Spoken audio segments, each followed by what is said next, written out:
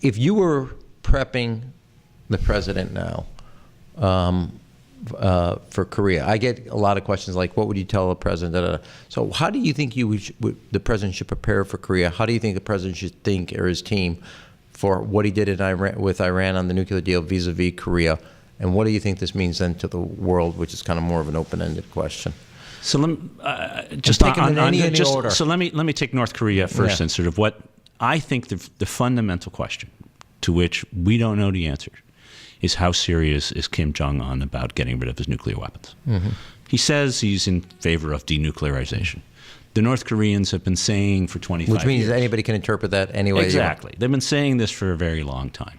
Mm-hmm. And the key here is to say, how serious are you? What are you willing to do to give up your nuclear weapons? And what price are you asking me to pay? Mm-hmm. I think it's the only thing that matters. For the rest, nothing else matters in this meeting. And as president, sitting down there, every which way you need to ask him, how are we going to get it? Are you willing to allow inspectors in? Can Americans come in? Are you willing to give up the weapons that you have tested? Are you willing to give up your long-range missiles, your short-range missiles, your medium-range missiles? Are you willing to give up your production facilities? Are you willing to have 100% verification? It's a long laundry list. It's a long laundry list. Which means there's actually opportunities for, rather than being a problem, that list gives you a lot to work with. So if we go in with an all-or-nothing approach, it's either everything or nothing. We know what the answer is going to be. Mm-hmm. Certainly in the first round, it's going to be nothing. But let's probe, how serious is he? There's two reasons he's coming to the table.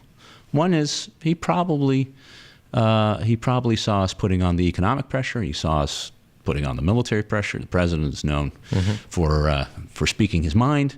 Talked about fire and fury, locked and loaded, Rocket Man. We're going to destroy you.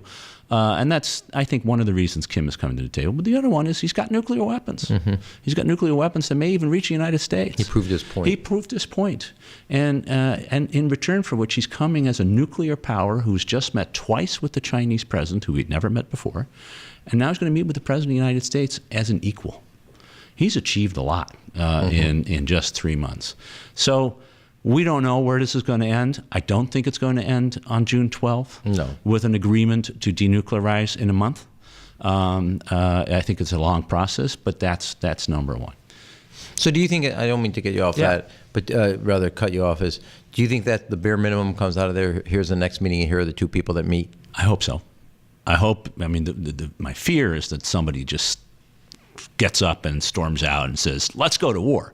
What you want is the beginning of a process that then gets done by serious people who, not that the presidents and the chairman aren't serious. I mean, people who know the details. For a second, I was hoping that you said that, but okay, go ahead. Who know the details. Right. That it goes to the professionals. Right. This is going to take a long time to get right. And we're much better off, as Churchill said, to jaw than to war. Mm-hmm. So that's what you hope to get out of the meeting. I think the president is setting expectations extraordinarily high. He set this morning, when he met with the three hostages, that the proudest achievement of his presidency will be when, not if, the Korean Peninsula is denuclearized. That's a high bar. What do you think the Chinese are thinking right now, given that they didn't have a meeting with what they didn't really pay attention to the president? I'm not talking about our president, right. President of North Korea. All of a sudden now they have two meetings. They're not invited to what's going on in Singapore. They, like Japan and like South Korea, slightly less South Korea, are on the outside looking through the frost window trying to figure out what the two are saying to each other. They're afraid. They're afraid that the North Koreans and the Americans will make a deal that leaves them on the outside. Mm-hmm.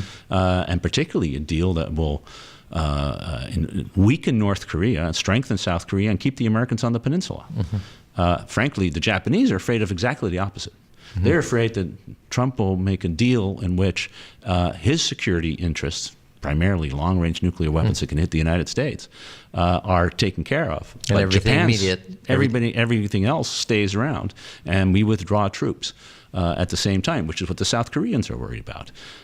So everybody is worried about it. Nobody quite knows how these guys are going to talk to each other, and they're pretty unpredictable fellows, so we don't really know what's going to come out of the meeting. You still haven't answered the question, what do you say to a guy that doesn't read memos?